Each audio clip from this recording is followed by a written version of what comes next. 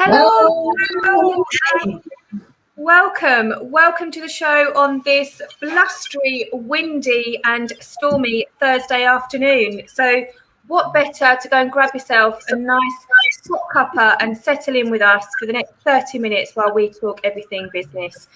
So welcome, Blondes. How have you been? Let's start with you, Kim. How's your week been?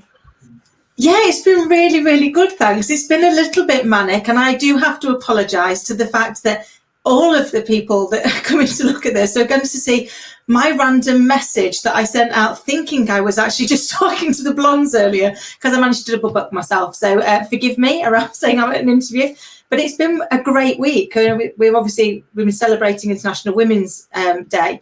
And I've been really privileged to go to a number of events. And what's been really lovely is it's been a real celebration, not just of women, but of men. And I've seen people really embracing the fact that actually when we work together, when we do things collectively, that's when we become stronger, and that's when we can make a real difference. And I guess that's just been nice to be part of. That's lovely. And you have been really busy, haven't you, this week, delivering your presentations on imposter and self-leadership, self-mastery on International Women's Week. Let's call it International Women's Week this week. Well done, Kim. Thank you. Caroline, how's your week been, lovely? It's been great, thank you. I think the overriding theme of the week coming from clients is a feeling of overwhelm. And I've had quite a few people say I feel a bit overwhelmed. And some of it is people juggling too much, but it's also the end is nigh, which literally means, we're coming to the end of this, and somehow it's become a bit stressy. So I think that's what I'm hearing. And when I trained to be a coach years ago, I remember the coach trainer saying, overwhelm is a choice. Well, I tell you what, it doesn't feel like it, does it? It's like, whoa, then it stops. But if you do one thing at once and stay in the present, that does help. I think there are some people thinking, can't wait for this to be over. And some people thinking it's actually quite stressy to be going back out, not working from home anymore, and then the full life coming in again. So, overwhelm, everyone's in the same boat at the moment. Jo, I can resonate with that, because you all know that I've been really keen for the 8th of March when the children go back to school, and I was the one, but actually I saw it as a real inconvenience and a little bit stressy, because now I've got to leave the house. So now I'm used to starting work and just, doing what I do without having to think about anything else other than, practically being on these squares. This is my life, 8 hours a day. So now I have to factor in 2 school runs, which I'm not used to. We haven't done that for ages. So I resonate with that. We're having to change and adapt to the new, whatever the new is. So that's really interesting, Caroline. Penny, lovely, how's your week been? Yeah, it's been good. Last week I was in that sort of lower mood myself, and then this week it's other people that are telling me they're feeling their mojos a little bit. I think it's that feeling, isn't it? It's listening to Caroline. It's that sort of, it's darkest before dawn, or whatever that expression is, where I think everybody's feeling like, okay, I know we're coming out, but we need to get on with it now. It's like waiting for Christmas. The nearer it gets as a child, the longer it feels away. And but I've had a nice week. I've had a lovely International Women's Week, actually. There's some amazing people out there, some amazing women, which is just wonderful to celebrate. So I've really enjoyed it. That's really lifted me actually a lot this week, that buzz and doing the speaking and everything. So I've had an enjoyable week. Thank you. Oh, that's lovely. And talking about amazing women, let me introduce you to our guest this week. And Rachel Barratt, welcome to the show. So before I do your formal intro, how's your week been? I've had a really good week, actually. I've been back in the office this week, preparing for a slight return. So I've been checking out the office. We've actually taken on an additional floor, so our premises have grown. And I agree with everything you're saying. I think I was saying before we came live that a lot of people have probably been feeling quite a bit flat, leading up maybe over the last month or so. But actually, I'm feeling now that people are starting to get more excited. They can see the light at the end of the tunnel, or they can actually feel it. It's actually coming now, and preparing for that. And I think it is lifting people's spirits, and hopefully we're going to see the results of that soon as well. So yeah, I've had a really great week. Thanks for asking. That's brilliant. So we talk a lot on this show about having to be resilient, having to be brave, and having to really put your big girl's knickers on at times. And you're no stranger to that, Rachel. So 10 years you've been in business, but you've been on a journey where you've really had to demonstrate huge amounts of bravery and strength right from day one in your 10-year journey, as I said. So take us back to that day one. Take us back to, you know, what happened and why you had to be so much more braver than I've had to be in my 10 years in business. I'll take you back just a little bit before then, just to explain why I set up HR Elite and then the journey that I've had and the team have had since then. So just over 10 years ago, probably near to 11 years ago, I took a career break from my job as a HR manager. I've been working in the NHS in HR for 15 years. So really stable, in a really stable position, working hard. But my two girls, I've got two daughters, they were both getting nearer and nearer to school age. And I wanted to spend as much time as I could with them before they were at school. And then that time was really taken away from me. So I asked if I could have a year's career break, and that was accepted. Took some time out. And whilst I was off, people kept saying to me, are you going to go back? You're actually going to go back to your job? And I had every intention of doing so. I absolutely loved my job as a HR manager. And it was actually my old boss who I used to work for. She said to me, why don't you set up your own HR business? You know, you're more than capable. And I thought, me? Little old Rachel setting up a business? You know, I can't do that. I need to be employed by somebody. But it got me thinking, and to be honest, I didn't really take it that seriously at first, but I had a bit more time on my hands, obviously being at home with the girls. So I started researching local HR companies, what they actually did to support small to medium-sized businesses. Obviously, I worked in a large NHS trust in London. We had about 4,000 staff. We had an internal HR department. So setting up a local HR consultancy was quite different, because obviously for the smaller businesses, they wouldn't need to have internal HR functions, but they would need to access HR advice. So it was quite a different concept to what I was used to. Looked into it, found that there wasn't too much competition in the area, and this silly idea suddenly became a dream of mine. So I kept pushing forward, kept researching, understanding the business model, and then just went for it and handed in my notice, didn't return from my career break, and set up HR Elite. So it was fantastic. Really excited on this journey, scared, because even though I knew HR, I didn't know a lot about business and running a business, but I was still really excited about it and very passionate about what could be achieved from it. And then something really terrible happened.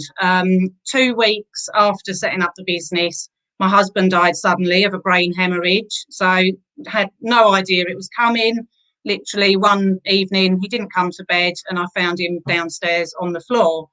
My girls were 3 and 7 at the time, so they were still really young. It had only been 2 weeks that I'd left my secure job in the NHS and set up a business. And we all know that, you know, starting out in business can be really, really tough. So it would have been quite easy for me to have asked for my old job back. I know that they hadn't filled the position. I know that I was a valued employee, and I truly believe that if I'd said, you know, can I come back, they would have said yes. But I think probably my strength as an individual anyway, I've always been quite an independent woman. And also, I think the fact that Bill had died, and I wanted to prove to the world that I could do this. I wasn't going to let this thing that had happened to me knock me back down and not be able to achieve this dream that had suddenly become something that I really wanted to do. Plus, my girls, they were a massive force in, you know, what I've been through over the last 10 years. And even though they were very young at the time, I wanted to demonstrate to them that their mum was really strong. And obviously you want your children to be strong. And I was hoping that they could learn to become strong women as well through seeing how I was. So I continued with it. And 10 years later. What a great message, though, on International Women's Week, you know, to demonstrate that I wanted to be a strong woman. I wanted to give that message out to my children, my girls, you know, that even through so much adversity, you could do it. You could get through. So yeah, absolutely. Yeah. And you know, the team, they've seen that as well. They're all aware of what's happened, and you know how I started out and started the business, and I think they've all got strength from that as well. So it was tough. It was really tough at the beginning, and I'm not going to pretend that it was easy. And that's really a big point that I wanted to get over today about having to have a positive mindset. I could have quite easily let the grief take hold of me and bring me down and not have achieved what I wanted to achieve. And then, as I said, it's the message that it sends to the girls. But I just wanted to keep ploughing ahead. And as I say, we're still in business 10 years later, which I'm really proud about. The team has grown. So obviously I was starting out on my own, and over the 10 years, we've grown as a business. We have 8 fantastic staff.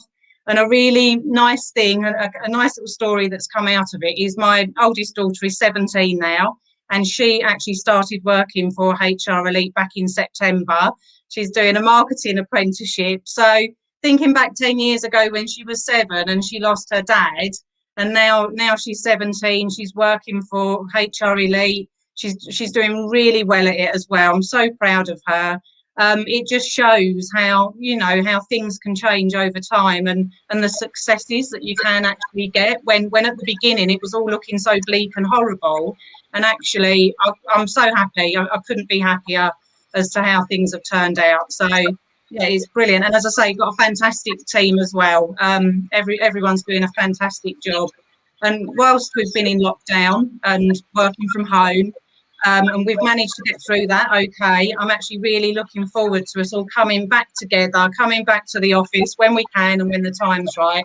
And I think we've got lots of good times ahead of us. So it's really exciting. Oh wow, Rachel, what an inspiration. And I can't begin to imagine what you must have gone through and the strength that you've shown to follow your dream and to set that example for your daughters. You must be amazingly proud of them, but I can't imagine how amazingly proud they are also of you for what you've achieved, the stand that you've set for them, which is kind of what we all try to do for our children, but just breathtaking.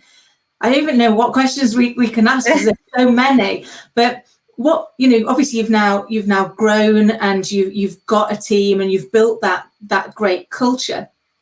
What did you learn when you kind of now started to build it big enough to kind of go and get a team, and what new challenges and tips could you share for us about that, please?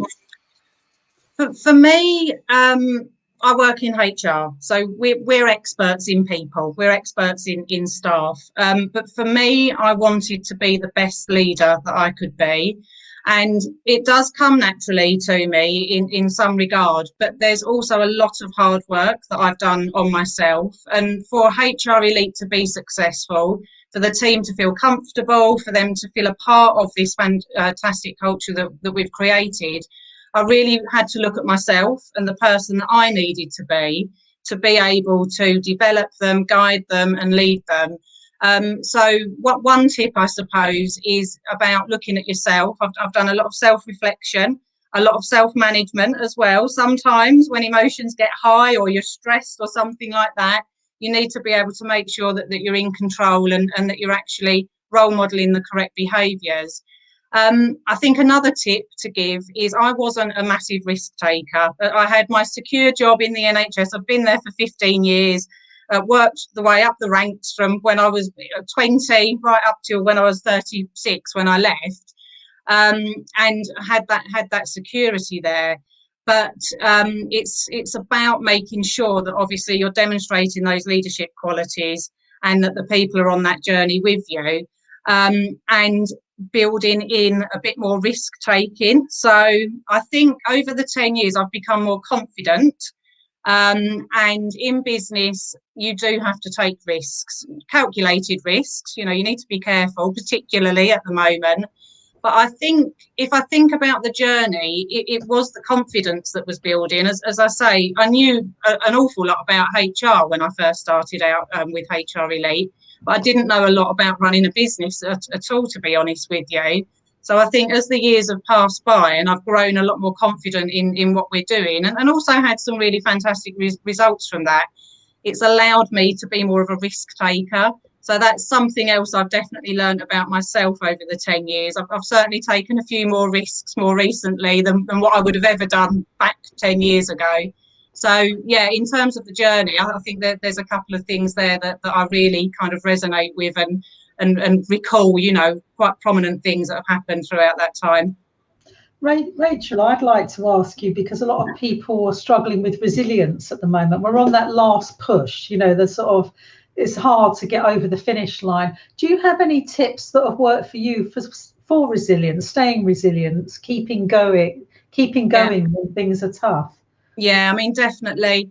If you think about, you know, the humongous challenge that I had 10 years ago, my two girls, they were probably the biggest thing that got me through the last 10 years. Obviously, not everybody has children, but it's really, for me, I kept looking at the positive things in my life, and there was a lot of positive things. Bill dying was awful and tragic, and it was a huge loss to me and the girls, and that will never, that's not going to be replaced, you know. But I also had an awful lot of positive things that were in my life. My children, a really supportive family, a really brilliant friendship group. When I started HR Elite, there were lots of business associates I got to know that were really helpful and genuinely wanted to help me make HR Elite a success and share their ideas and, you know, their knowledge and so on. So I think it's about, you have to consciously make yourself be positive at times. I could have quite easily sat there thinking the world owes me a favour. I've had this terrible thing happen. I didn't deserve it. So the world owes me something. But I never thought that, because life isn't like that, unfortunately. And I knew that if I wanted my life to be better and that I wanted to get out of my grief and, you know, all the suffering that I was going through at the time, I was the only one that was going to be able to make that happen. So I think a real tip in terms of resilience is that sometimes we have to work hard to be positive. You know, we can't just expect it to happen. Some of us are really lucky in life and get some really great things happening to us. But probably for the majority of us, we have got to work hard at it. And I think trying to be positive by looking at what you do actually have in life that's really great, that certainly helped me. And that's certainly a conversation I've been having with my daughter lately. She's feeling quite sad that she hasn't seen her friends, and you know that she hasn't been able to go out and shopping and things like that. And I keep trying to remind her of all of the brilliant things she's got in her life. And a conversation we had last night actually turned from her being quite upset and feeling quite down to her getting in touch with one of her friends. They're making arrangements for when they can meet up. And at the end of the evening, she was feeling quite positive and chirpy. So you can see just in that really short period of time how actually focusing on the positive can actually make a really big difference to your mindset and the resilient side of things.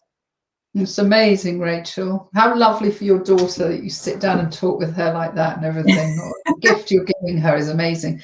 I always think resilience is like a muscle, isn't it? I bet you see this with the businesses that you support on HR. You know, people fear adversity. They have this imagination of, oh my God, this could happen, and they fear it. And then when they actually find themselves in it, we have a superpower, don't we, in us? That's just amazing. And you've certainly proven that. So with your expertise around HR and all the challenges that a lot of your businesses you support must have, what's the big thing going forward do you think is going to be really important for companies?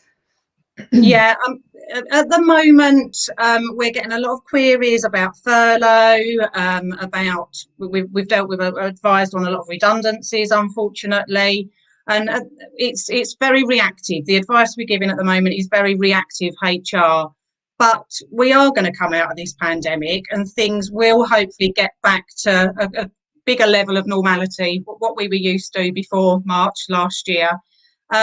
We know that a lot of workforces have had to reduce their teams and they've got leaner workforces now. So I really believe that if you want to still be successful, you've still got to deliver the same services, you still want to deliver them to the same level of quality and so on, then you need to make sure you're getting the best out of the staff that you have remaining. And that's where we obviously do give HR advice, sickness, absence, disciplinaries, dismissals, etc.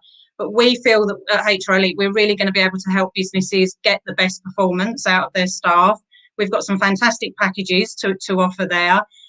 Because, as I say, with a leaner workforce now, you want the staff you have got working for you, working to their optimum performance. So I think it's going to be about making sure that the staff are doing their best, they're happy, they're satisfied, they're engaged. And then hopefully the success of the business will come from the staff performing to the best of their abilities. I mean, something that's sort of an unintended consequence of this is that this whole subject of mental health and mental fitness has really grown. Is that something that you're noticing a lot in your clients? Are they interested in that subject of how they manage the staff's mental health? Yeah, it's come up a little bit more in terms of clients contacting us directly about it. Obviously, you know, if you read your social media, it's on LinkedIn, Facebook, an awful lot. And I do believe that well-being, it should be a very hot topic. And I do actually think that it is going to be something that we seriously need to invest our time in, because I do believe that, you know, as people start returning to work, we are going to have some serious issues that employers need to be dealing with. We're actually working hard at the moment in putting some support packages together. But if I'm completely honest with you, I feel that employers are still being a bit, they're kind of pushing it under the carpet at the moment. And I don't think they should be doing that, because it's going to come, you know. So the best thing employers can do is to be prepared for that, because I don't think we're going to be able to avoid it. And actually, as a good employer, you want to be able to support your staff in the right way, and therefore looking into what kind of well-being packages, mental health support packages can help that company, I think is really vital and will become very vital. You won't be able to ignore it in a couple of months. We were talking about this, weren't we, Kim Adele, a few weeks ago, about, you know, heading into the new disaster, which is how we're supporting the leaders and who's leading the leaders. And we are the leaders, and who's supporting us, and how we're making sure that we're mental fitness, as well as the leaders that are coming in. That, you know, if you look at the stats that myself and Kim were looking at a couple of weeks ago, it's alarming how many of our leaders are suffering from depression and anxiety, and we have to manage that, because we've got to manage them coming in, and they're all going to be giving out messages. We've got to manage the messages that they're going to be giving out to our teams. So it's a massive subject, isn't it, Kim? It is a massive subject. I just think that there's also, it's interesting, the 3 speeches on Monday I was hired to deliver was around mental fitness, but taking personal responsibility for your mental fitness. And it's about, you know, I wouldn't ever have pointed at the company that I worked for and said, you're not keeping me physically healthy enough. And it's the same, you know, I think it was my job to be physically fit. And I know the culture of a company and everything like that, but I do think that it's equipping them to self-empower and understand how to become mentally fit as well. So it's going to be a very important topic. And I was interesting on Monday, one of the big corporates that I spoke to, when I was getting a brief from the HR lady that hired me, I said, what's your wellbeing policy? And she said, well, we've just bought them all a license to Calm. And that was it, tick box, done. That they're just going to be able to listen to Calm if they want to. And it was like, we got a long way to go if that's the way people are treating it.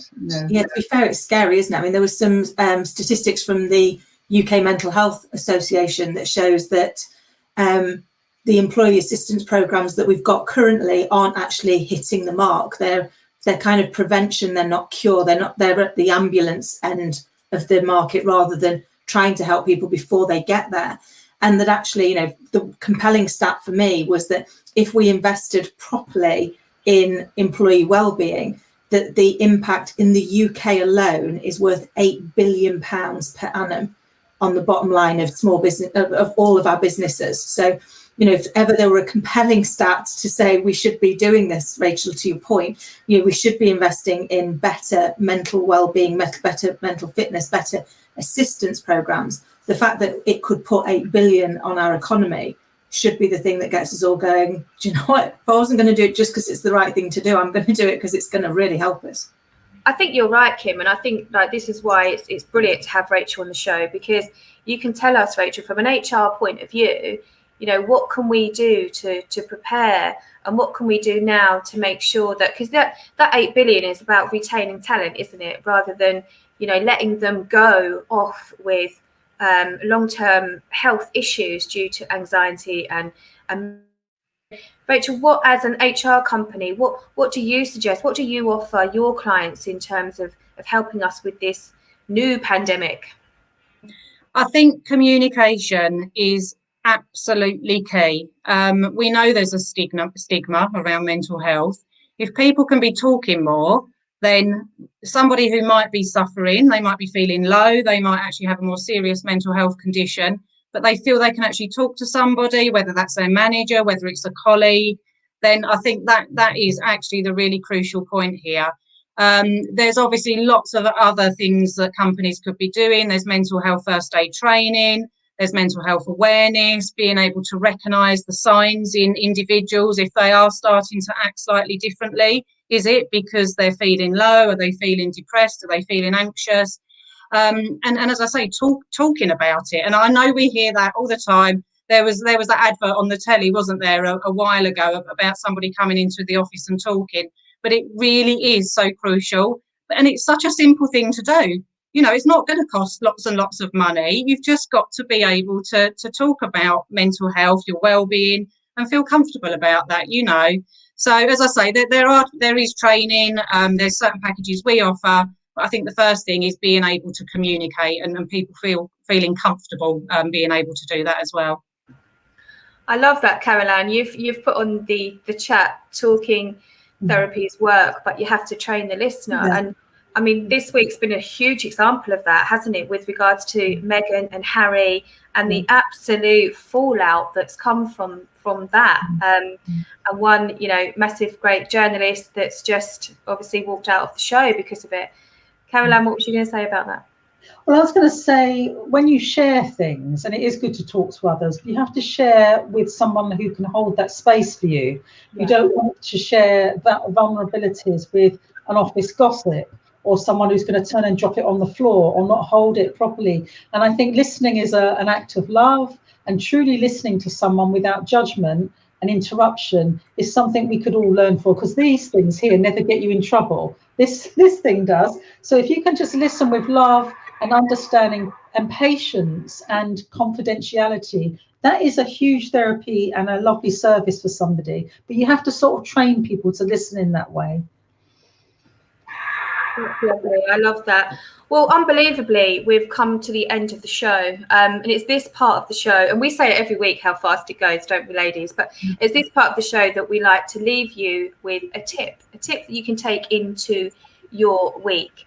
So, Rachel, I'm going to come to you first, if that's okay. What's your biggest tip that you'd like to share with our audience today?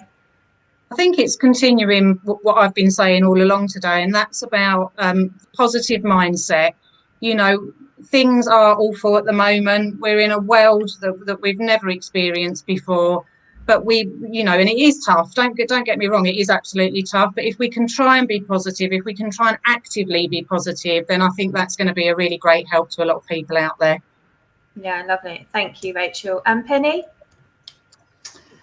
Yeah, I did the Business Blonde post this week was called "What is Success?" And I think that we've all had nearly a year to self-analyze and reflect and experience a new different type of life. And I think what a waste if we don't actually use that as we go into the next phase. So I would say use this week to maybe have some time to reflect on all the things you've discovered about yourself in this different world that we're in at the moment, because I think you might feel that you've discovered some areas of your life where your definition of success has changed, you know, and so maybe do some reflection time. For sure. Yeah, I love that. Thank you. And Kim? Oh, so many things come to mind. What an amazing chat. I think probably similar to Rachel is like, look for the positives. You know, in everything, I am a big believer that everything in life is either a lesson, a blessing, or both, as long as we choose to view it that way. So when things aren't going quite right, look for the lesson. And when things are going right, count your blessings. Well, that's lovely. Thank you. And Caroline, please. If you're in business, my question to you is, where are you offering hope in your business at the moment. So obviously Rachel's offering better teams, happier teams. So just put this out to yourself. How am I offering hope to my clients? What am I, and we all need hope right now. So really have a deeper think about that. What hope am I giving to the people I work with? Oh, I love that. That's really nice. And just to finish, mine would follow that actually with think about the message that we're giving out. We're all giving out messages all the time through platforms like this or any others, and our own behaviour. So that we're giving out, make sure it's a good one. So Rachel, thank you so much. You really did make me go goosey as you were sharing your story. Thank you for being, sharing your utmost vulnerabilities with us this week. And I have the pleasure of knowing you, but it's been lovely listening to you share your story with the Blondes. Thanks, Rachel, so much. Well, thank you for having me. Thanks for having me on the show. And if you'd like to be where Rachel is, Kim, how would they do that? Of course. If you'd like to take Rachel's seat, then please do get in touch with us at www.businessblondes.tv. I'm sure, like me and the rest of us, you've been inspired by Rachel's amazing journey. So thank you so much, Rachel. And for everybody, thanks for watching. See you next week. Have a good one.